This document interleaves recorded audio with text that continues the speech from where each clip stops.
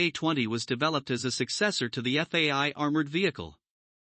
The FAI was an armored vehicle based on the GSA passenger car, the Soviet version of the Ford Model A, but this vehicle also adopted the chassis of the GAZ-M1, a derivative model of the GSA, resulting in a similar appearance to the FAI. Compared to the FAI, the armor thickness was increased, the engine was strengthened to improve driving performance, and for the first time in Soviet military armored vehicles, a radio became standard equipment. Development started in 1934, production began in 1936, and in 1938 the BA-20M appeared, which added a radio operator and brought the crew to 3 members. Production ended in June 1942, with a total of 2,114 units produced. Additionally, rail-mounted armored vehicle versions, BA-20ZHD and BA-20MZHD, were developed, with 61 units of the former produced from 1938 to the next year, and 76 units of the latter produced from 1939 to 1941. In 1937, the side armor was slightly inclined, changing to a turret, and from the BA-20M onwards, the chassis was changed to the GAZ-MS to enhance mobility, while the front armor thickness of the body and turret was increased to 9 mm. The rear armor, which was made up of 2 plates, was changed to a single curved armor plate. Additionally, a 30-liter fuel tank was added, increasing the range on the road to 450 kilometers. The earliest war involved was the Spanish Civil War. The Soviet Union provided these vehicles to support the People's Front.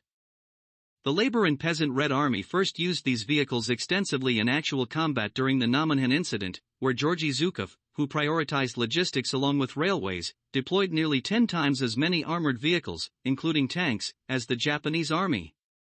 Together with the BA-6 heavy armored vehicle, these vehicles played a crucial role in escorting supply units, contributing to a Soviet victory, while the transport units received commendations. However, 16 vehicles were completely destroyed, and 27 sustained damage requiring repairs. Until the invasion of Poland, operations were mostly in relatively flat areas, but in the Winter War, the difficult terrain severely limited operations. In this battle, 33 vehicles were lost, and some were captured by the Finnish army.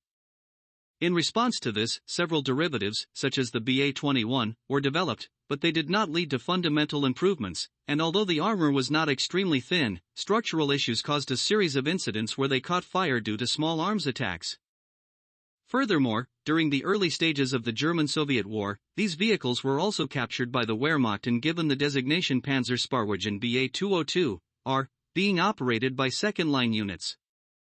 After this, they were replaced by the lighter and simpler BA-64 armored car, but the BA-20M managed to survive in some numbers until 1945, with 17 participating in the invasion of Manchuria.